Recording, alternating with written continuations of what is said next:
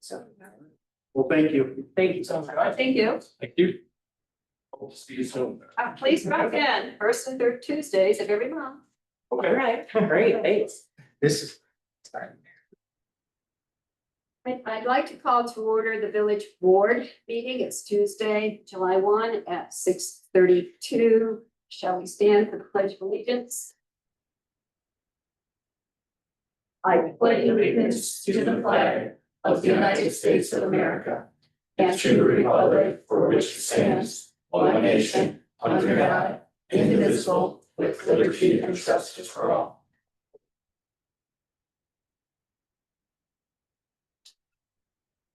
Call please. Wright, Here. Babcock, Rhoda, Here. Clark, Here. Simon, Here. me, Here. Gustafson. Here. Public comment. Is there anyone wishing to make public comment? There'll be a chance at the end of the meeting. Thank you. Such a hurry. Approval of the minutes. May I have a motion to approve the minutes of the June 17, 2025 meeting? Second. Babcock, Yes. me, Yes. Clark, Yes. Simon, Yes. Rhoda, Yes. Wright. Yes. President's report, nothing at this time. Treasurer's report. You have before you in your documents a list of bills. And this evening, you're going to be asked to approve expenditures or invoices totaling $83,881.78. Payroll totaling $113,647.98. So total of all expenditures, $197,529.76. No motor fuel invoices to date.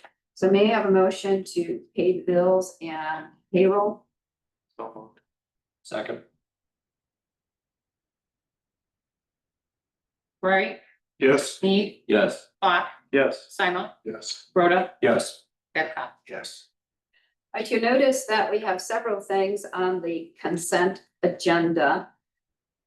I would like to entertain a motion for approving all of the items in the consent agenda. But what I will do is I will go through and just read the titles. If there is something that you have a question about, or you wish clarification, or wish to discuss, we can call that out. Is there anyone anticipating? I do. So for the consent agenda, I'm asking for a motion again. I'll read them all and then one motion to take them in total. To approve ordinance 2025-12, decreasing the maximum number of authorized Class BL licenses to 11. Approval of the issuance of a Class T temporary license to Rival Ventures for the Lions Club Fall Festival in Leland Park over September 5, 6, and 7. Next item, approval of the special event permit for Louis Palooza, which will occur on August 9th from 12 to 10:30 p.m. Next, approval of ordinance 2025-13, approval of the planned unit development. All the pins are listed there, and that is the development of Mr. Pipitone, and we have discussed this many, many times. Next item, approval of resolution 2025-R30, approving the tentative and final plat of Prairie Garden Plat Number 4, a replat of Plat 3 of Prairie Garden. And last, approval of resolution 2025-31, approving the bid specifications and bid letting for the Hodges Run Small Business Incubator site. May I have a motion to approve those items? So moved. Second. Rhoda, Yes. Simon, Yes. Wright, Yes. Clark, Yes. me, Yes. Babcock. Yes. Under new business. Item number 11. We have before us tonight, Ms. Allison Schwartz, who is going to give you some information about employing her organization for code enforcement. So just a question to you, do we hear the presentation first or make the motion and then have the presentation? You can do it either way, quite honestly. How about if we do the presentation first? If you would introduce yourself and explain services. And I would like to direct everyone to their documents. You will see a marked up copy, lots of red lines, look for that document. It outlines the various, it describes tasks that will be done. And as all of you remember, you were told that our current code enforcement officer is no longer with us. And we had thought that outsourcing this would be the better way to go, since it's been so extremely difficult to find a part-time person who can do this. And Ms. Schwartz here has a great business plan, and she'll explain it to us. Thank you so much. Good evening. Thank you so much for having me tonight. So as the village president kind of introduced and recapped our initial conversations with the village of Roscoe, our company is Municipal Code Enforcement LLC. We provide contracted code enforcement and property maintenance related services and assist with zoning or building matters on an as needed basis. The way I got in contact with the village of Roscoe was, I believe, through the city of South Beloit, who we currently work for as well. And Joe reached out to me and said, we are losing our code enforcement officer, and who's going to handle all of our tall grass complaints? So we sat down and we had a conversation about the services we could potentially provide to the village to help bridge that gap and the loss of your current employee. So all the work that we do is on a contract basis. I would be the primary contact for the village of Roscoe, along with 1 to 2 other team members. You would not have a rotating basis of different individuals. You would get to know myself and 1 other individual very well. We would become acclimated with your community and your ordinances and enforce them as you would like us to, whether that be proactive or complaint-based or a little mix of both. So we would handle anything that you would be asking of us that's written in your ordinances. That's weeds, tall grass, unsightly debris, junk vehicles, neighbor disputes, those sorts of things, obstructions of intersections, anything that is written in your ordinances that you would like us to enforce. So we'd work very closely with the village. The way that we like to do things is come in and act as if we are an employee, if we are, one of your own staff. So you're going to be seeing us frequently. We're always going to be available to you and or the residents here.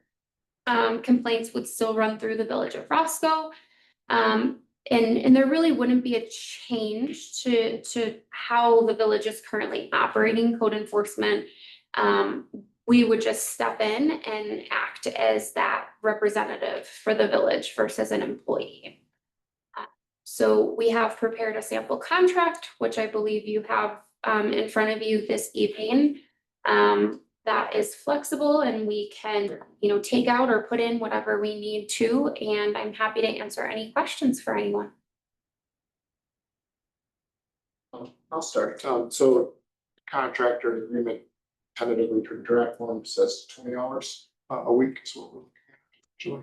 Correct. That is what your current code enforcement officer was completing, and based upon my conversations with village staff, they felt that that was a good spot for us to start. You'll personally be the person doing this, or are you and 1 other person? Or? It would be myself and 1 other individual. Her name is Afton. She works with me, and she's also the primary contact for the city of South Beloit. And so she knows the Illinois state statute very well. She is very familiar with the administrative hearing process that takes place here and the ordinance requirements that are a little bit different from the state of Wisconsin. So she'd be working very closely with me here along with the residents. Can you explain how I mean, if someone picks up the phone, calls, it goes to someone here, it goes to you guys, or?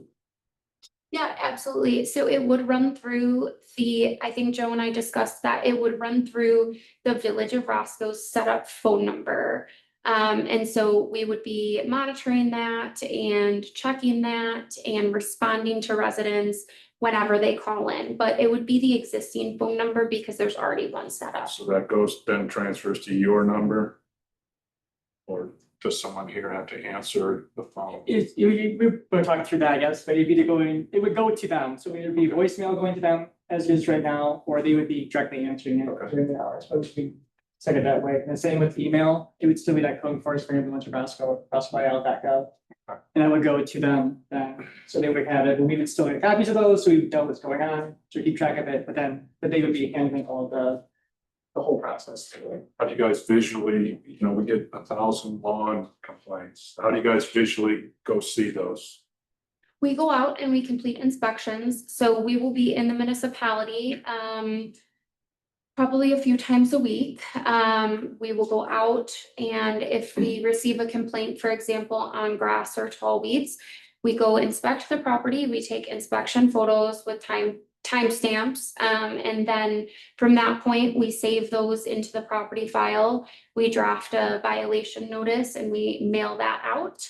After the deadline has passed, we come right back out and we recheck after that deadline.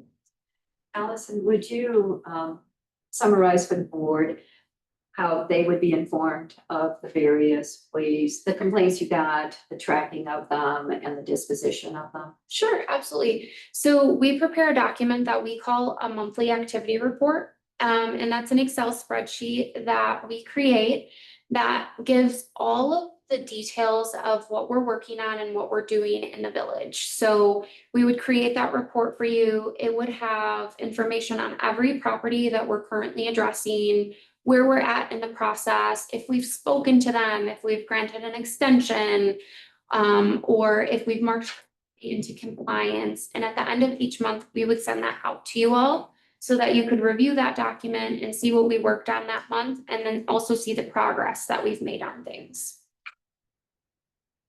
Do you make recommendations then as far as if, from the data that you collect, that if we need to adjust some of our ordinances or anything like that? You can try to Absolutely. give us a heads up where we need, if you have certain things that are more frequent than others. Yes, I definitely would give code recommendations.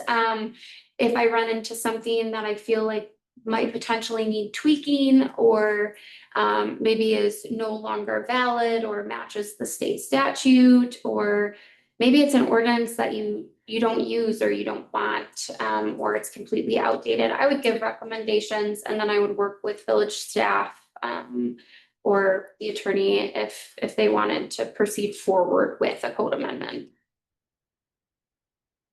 The other item that we discussed was that this was going to be more things happen in the growing season. So the 20 hours right now is what was anticipated as what we had done in the past, but it's a leaner time, shall we say, or less active time in cold weather months. And that is something that you will adjust with us accordingly. Definitely will. So if we don't have work to complete, we will not be billing you. So we only charge for the time that we work, that we're here. So in the winter months, you might see our time kind of trickle down a little bit as we don't have those seasonal complaints or issues throughout the community that we need to take care of. Any other questions? You just answered my question. So terms contract goes to December this year, so 6 months for introductory renewal, renewal, yearly rate. So there's the terms and conditions. Yes, correct. Okay, since Mike just threw that up, then I see the rate increase at 3%. Will that go into effect on January 1st, 26? Or July after 1 year? We would push that out another year. We wouldn't do a rate increase after 6 months. So it would be a year and 6 months. What is the price difference? This code. Probably be about roughly half, I guess, depending on how much they work. I guess our budgeted amount with our code enforcement was 21,000 just for salary payments, whereas taxes, right, payroll taxes, whatever. I looked at this, at that 20 hours, this would be approximately $11,000 or $12,000 versus 21,000. But obviously, roughly, Well, Joe, if it was 20 hours every week for 52 weeks, we're looking at 50 grand. But we're not doing 52 weeks. Well, I'm just saying that we can't tell for sure that'll be a 50% savings, yeah, we have to see how much. oh, I was off, I'm trying, you're Yeah, right. it can be 12. No, you're right, no, you're correct, you're 100% correct, this is right, because it's off by, yeah, a lot, that's what I'm saying, yeah, you're right. So at 980 a week, Yeah, no, depending upon. I was doing, yeah, so 50 times. It's devices from home. Depending on what, yeah, how much we use. If they. But we're not anticipating 20 hours every week. Some weeks in the winter time would be 5 hours. The other thought to put forward is if you're constantly hiring people, the cost of getting somebody new internally, having continuity is a good thing. The training. There's and all costs sorts. to go versus.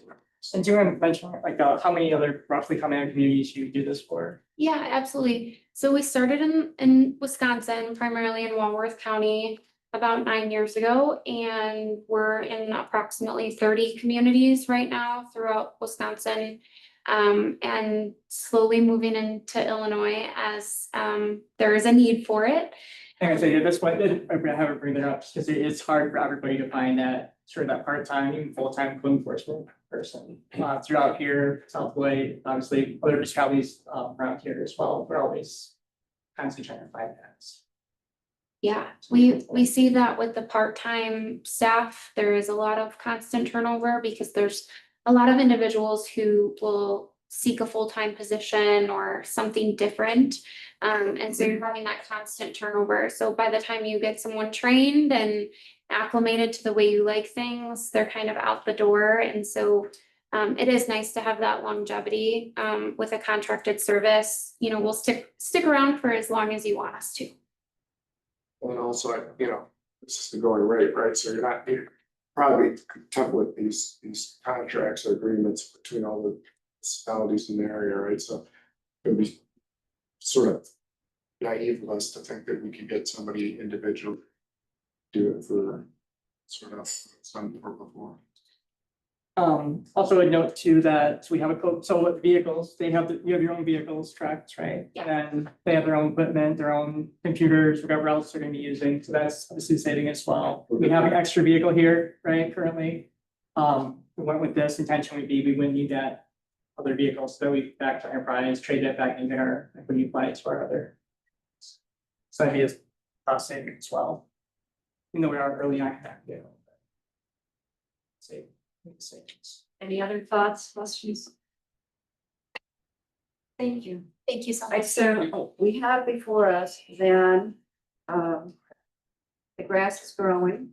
If you've liked what you've heard, I would kindly request that we suspend the rules to make the authorization or entering into an agreement with municipal code enforcement an action tonight so that we can get this underway. So is there a motion? May I have a motion to suspend the rules to approve resolution 2025-32, authorizing an agreement with municipal code enforcement to act as the village code enforcement officer? And this would be a trial period, 20 hours a week at $49 an hour, with the understanding that this is not 52 weeks a year. Can we suspend the rules on more than one time? We have to do that. I'm okay doing it for 11 through 13. So that would be this. Well, we We have something though to add for number 12. So let's just take them individually first. May I have a motion to suspend the rules for number 11? So moved. Second.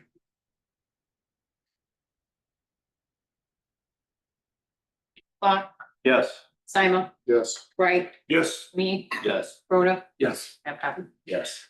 May I have a motion then to approve resolution 2025-32, authorizing an agreement with municipal code enforcement to act as a village's code enforcement officer. So moved. Second. Simon, Yes. Wright, Yes. Babcock, Yes. me, Yes. Bach, Yes. Babcock. Sorry, Rhoda. Yes. Now, item number 12, I'm going to turn to the attorney here. I have a question. We got a very good price for our Class B patching, and we had budgeted $100,000. So what we would like to do is to approve a resolution to not exceed $100,000. And the award for the Class D would go to Northwest Construction, with the opportunity of the village engineer in conjunction with the village supervisor of public works to expand on those streets. What had happened was they figured out that streets needed to be patched, but they ended, let's say, at point A. But because there are more dollars, they can continue to point B or C in some residential areas. So the plan was, since everyone is mobilized, they're ready to go, and the price came in, we can then patch more. So to answer the question, how do we do this? I was going to say, I think you can do it, and that you would amend the ordinance that is pending 2025-33. But as I look at the ordinance 2025-33, Does it say it already says not to exceed $100,000. So the amendment has already been installed into the document that's in the packet. I think you can go forward on. All right. So therefore, may I have a motion to suspend the rules and make resolution 2025-33 a final vote, with the understanding that the Class D patching is for the amount not to exceed $100,000. So moved. Second.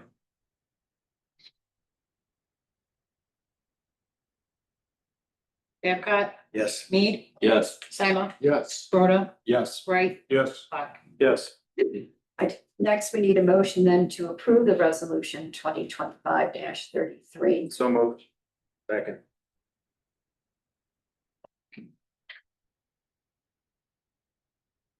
Wright, Yes. Yes. me, Yes. Babcock, Yes. Rhoda, Yes. Bach. Yes. Item number 13, may I have a motion to suspend the rules and make the approval of the special event permit for the Fall Festival parade a final vote? So moved. Second.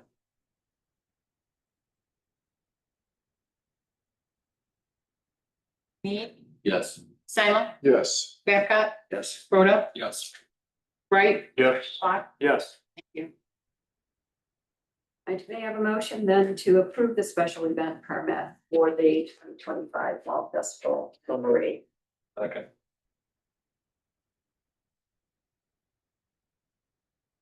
Me, Yes. Wright, Yes. Babcock, Yes.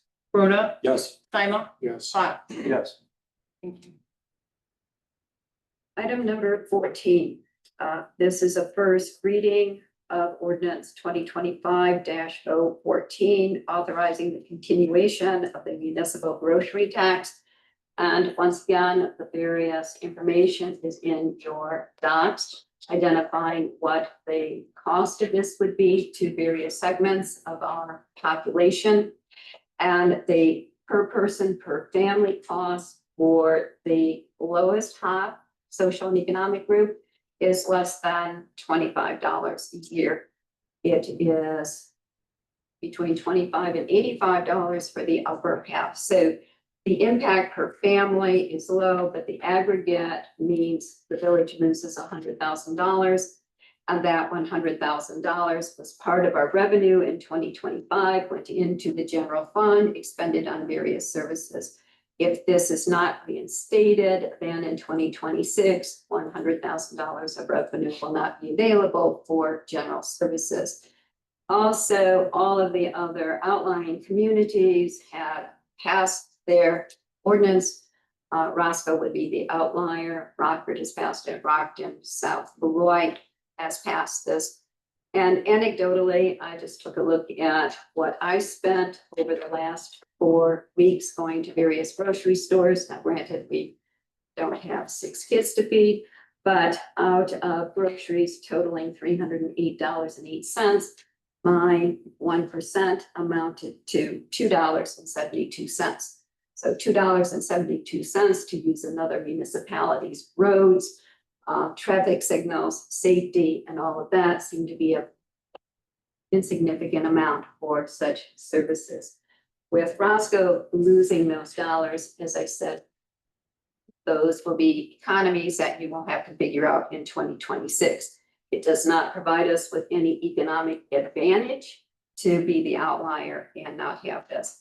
This tax has been in place since 1980, and it was a political ploy of the governor to rescind it so that he could run around saying he's doing so much for the population. But what he did was stick it to the municipalities, again, an additional burden to us. So I would like you to carefully consider joining the other communities and safeguarding, or at least putting in place, or continuing the status quo of just 1% grocery tax. Okay, that being said, this was a first reading. Any questions, debate, comments? Apologies. I have an issue with this because it was, in my opinion, a political ploy with the governor. I know it's a tax that was in effect that the state would collect, bring back to the municipalities. But by the governor giving away that tax as a tax break, and giving municipalities like our own a home rule advantage to be able to just vote in a tax and keep it, I'm against that. I just have to say that right off the bat. If anything, I think the transparency should be a referendum on the ballot and tell our people that live here in Roscoe what this is, what the reasons are, and why we're asking for that money. Anyone else? Motion to vote on it. Second. So, Wait. oh, so it's a motion to approve. I didn't see him. Didn't see his hand. I just want to state, Illinois is gonna create $700 million in taxes, calculated out. The Illinois population, that's $55 extra per person in the entire state. So for my family alone, it's an extra $350-ish a year. So I get that this is very minimal and it affects us, but if we do have a healthy enough budget to not push it through, then like Rose said, we can put it on a ballot. I don't have a problem with that. But this notion has been a long-standing thing with Roscoe, and it's really bothered me, is that Rockton's doing this, South Beloit's doing this, Rockford's doing this. I don't care what they're doing. We live in Roscoe. We could do whatever we want. We should be the people at the top showing them what to do.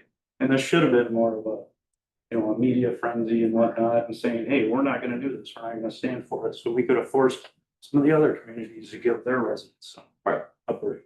In my opinion. I agree with you, Justin, and we're not Rockford, we're all individual communities, right? If you're at Rockford and it's $8.5 million tax revenue, that's a different ballgame. We have one grocery store, that's it. And we have the autonomy to make those decisions and do what we want as we talk to our residents, so. Like, for the sake of, my position has always been, you make a positive motion. That means when you vote yes, it means yes, and when you vote no, it means no. And I appreciate that there's sentiment here to not vote for it, but I would prefer not to have I motion not to do it. I would rather say motion to approve, and then when you want to vote no, you're voting no, and it doesn't go forward. Please, if you would. So. Motion. State the motion, please. Motion to vote on this. Vote positive. Vote no. No. It would have to be phrased. Your motion, Just say you make a motion, you can put it down as an approval. Yeah, motion to move forward with the tax. so it's positive motion. Now you need a second, Second. right? So Simon's the first. Yes. Are you asking for my vote? Say. She just wanted. Okay, so we have a motion to approve the authorization of continuation of the municipal grocery tax. You have a motion made by Simon. and seconded by, all right, now calling for the vote. All right. Simon, No. Bright, No. Lot, No. Mead, No, Rhoda, No, Babcock. Thank you.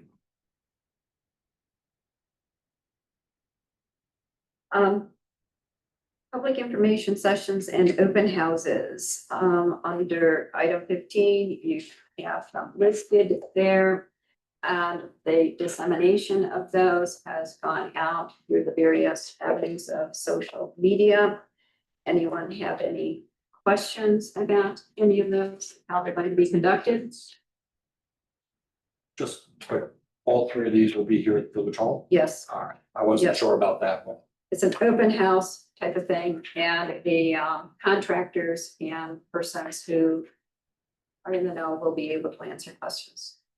Yeah, what's our goal for this is we'll have, anytime we have these public infrastructure projects, we're gonna try and do these open houses. They're just literally have this time for residents to come in, see maps, ask questions, what's gonna happen with this. We are gonna do residential roads, Brandon can talk about that, if you don't mind, just. Sure. Yep, so you see the 3 meetings here that are already scheduled, just so you guys know, we are hosting another one on July 10th. That is again a Thursday evening, 5:30 to 6:30. That will be an open house meeting for the annual residential streets project that you guys approved, I believe. Contracts at the last board meeting, so we will be opening that up to all residents. Door hangers will be going out to the residents nearby the project limits. But that will be held on July 10th at 5:30 to 6:30. Anything else? Thank you. All right, moving on, public comment. And at this time, executive session. May I have a motion? We need to go into executive session. I'm going to cite the general topic. And Attorney Green here will identify sections of code. We need to go into executive session to discuss pending litigation and a question regarding land purchase. So there's 3 sections that we're saying, the land purchase, we've talked about some issues there, that would be under section 2C5. The threatened litigation, we don't have pending yet, but there is threatened litigation to be under section 2C11. There's also an issue to be discussed regarding security procedures here at the village, that would be under section 2C8. So may I have a motion to go into executive session? So moved.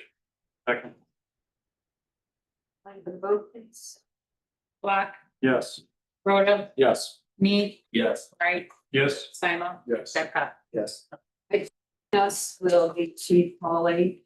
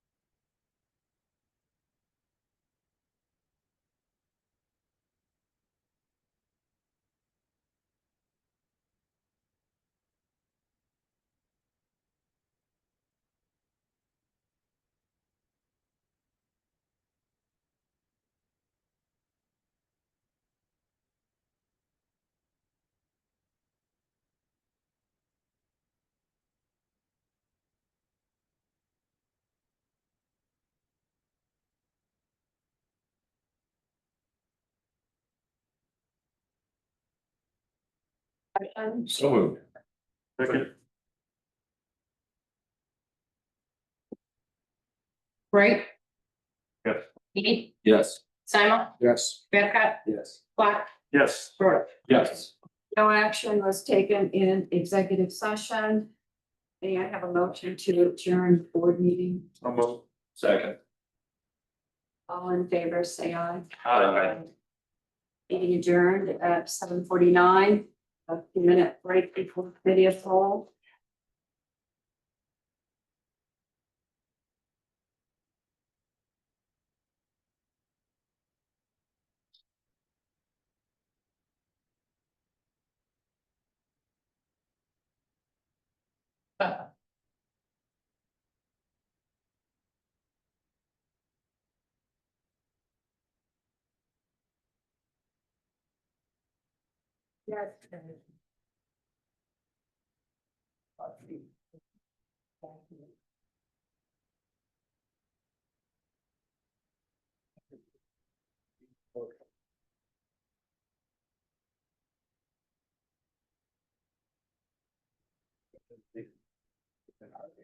Yes.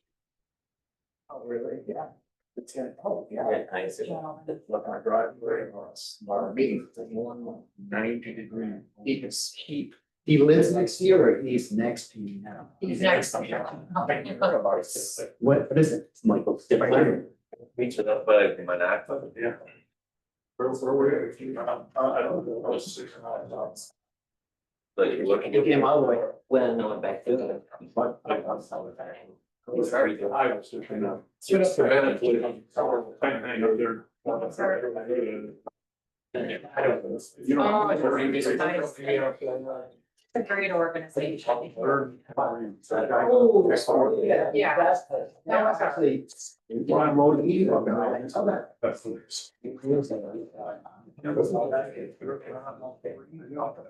Yeah, that's where you're gonna go when you retire. You're gonna go and go with that form. They got ours. Yeah. It's probably American.